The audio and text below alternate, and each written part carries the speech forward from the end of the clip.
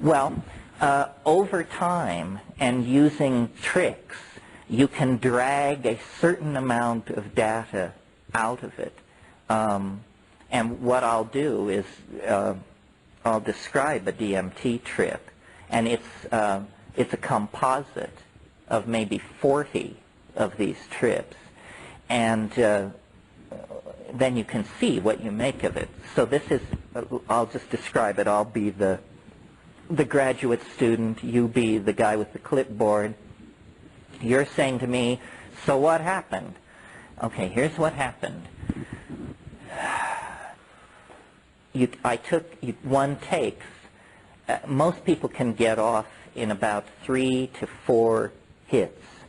Now there's a trick to it. Hash smokers are greatly favored in this endeavor because you really need leather lungs for this.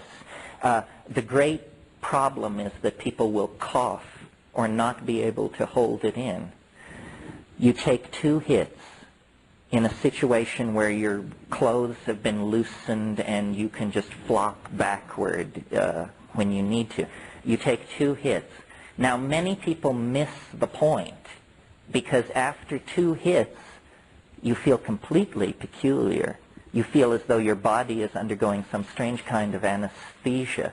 All the air has been pumped out of the room. This is the visual acuity thing I talked about last night. The colors jump up. The edges sharpen. And at that point, people say, whoa, wow, it's really coming on strong. And then what you have to do is you have to take one more enormous hit. And this separates the intrepid from the casual, believe me. Because most people, and the facilitator doesn't want to lean on the person. You say, you know, damn it, take the 3rd hit. And say, no, I feel completely weird. Say, I know you feel weird, but take the 3rd hit. Well, if you can coax somebody into that, then what happens is you close your eyes and you see the ordinary warm brown closed eyelid scenario, and then these colors begin racing together, and it forms this mandalic, floral, slowly rotating thing, which I call the chrysanthemum. This is a place in the trip that you want to see as you go by it. The chrysanthemum forms, and you watch it for like 15 seconds. If it doesn't give way, then you didn't do enough. You have to do more. One more hit usually will do it.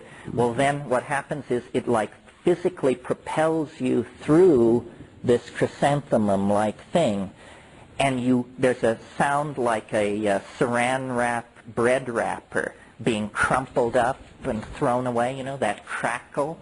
A friend of mine says, this is your radio intellecty leaving through the anterior fontanelle at the top of your head.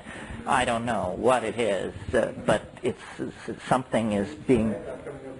Yeah, right, that's what it is. And then there's this very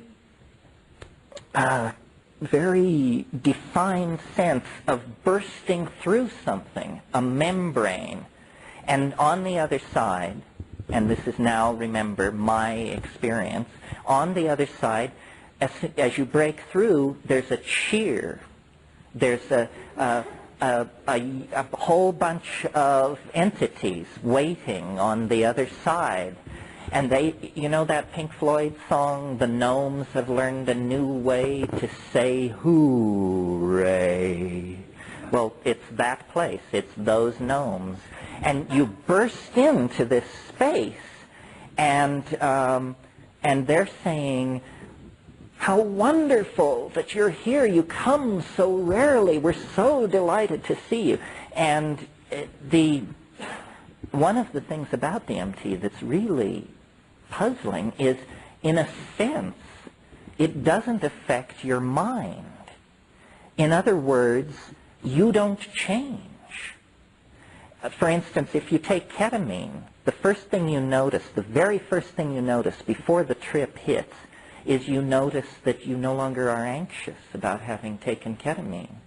you just sort of anxiety leaves you. That means it's affecting your mind. It's doing something to the judgmental machinery.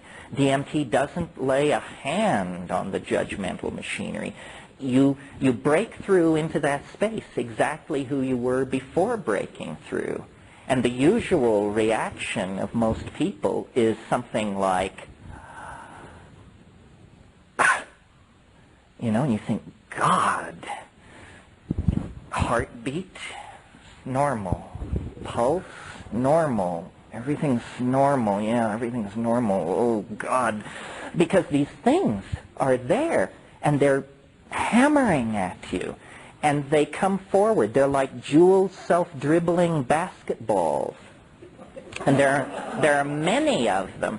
And they come pounding toward you, and they will stop in front of you and vibrate. But then they do a very disconcerting thing, which is they jump into your body. They jump into your body, and then they jump back out again. And the whole thing is going on in this very high-speed mode where you're being presented with thousands of details per second, and you can't get a hold on, you say, my God, what's happening? And these things are saying, don't abandon yourself to amazement, which is exactly what you want to do. You just want to go nuts with how crazy this is. They say, don't do that. Don't do that. Pay attention. Pay attention to what we're doing. Well, what are they doing? Well, what they're doing is they're making objects with their voices. They're singing structures into existence. These things are, and what they will do is they'll come toward you, and then, and you have to understand, they don't have arms, so we're kind of downloading this into a lower dimension to even describe it. But what they do is they offer things to you. Say, look at this, look at this. And as your attention goes toward these objects, you realize that what you're being shown is impossible. It's impossible.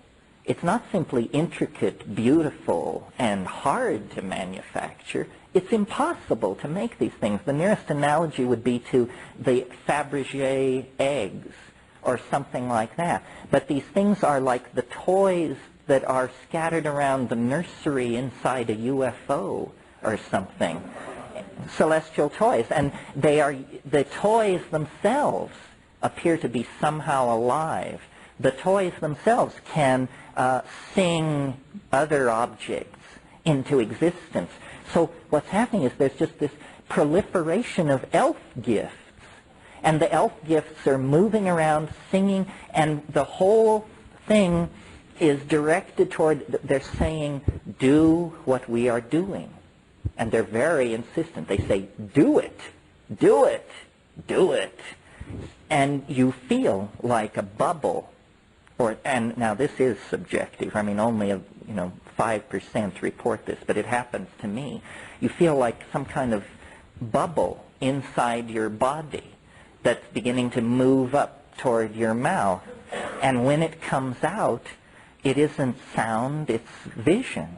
You discover that you can pump stuff out of your mouth by singing, and they're urging you to do this. They say, that's it. That's it. Keep doing it. And the whole thing is like, we're now at minute 4.5 with this stuff. And you speak in a kind of glossolalia. There's a spontaneous outpouring of syntax unaccompanied by what is normally called meaning. It's sort of, he ding wow wak saptivi mudektipi tinget.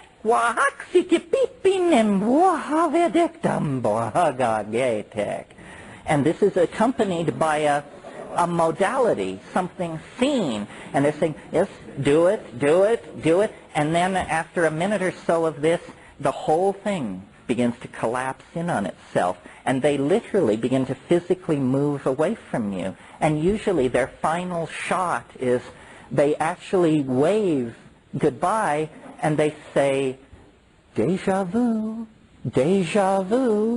which makes no sense at all if you analyze it. So then you come down, and you're now at minute 6 to 7, and you come down, and it's like being more loaded than you've ever been. It's like about a 700 mic acid trip, but you embrace it as totally down. You say, I'm totally down. I mean, you look like a termite from Arcturus, and the room is decorated in Amish quilts, but I'm completely back. And then, over a minute or a minute and a half or so, the room just comes right back together, and 4 minutes after that, some people can give no account of it whatsoever. They just say, you know, I don't know. It was the weirdest thing that ever happened to me, and I can't remember it now.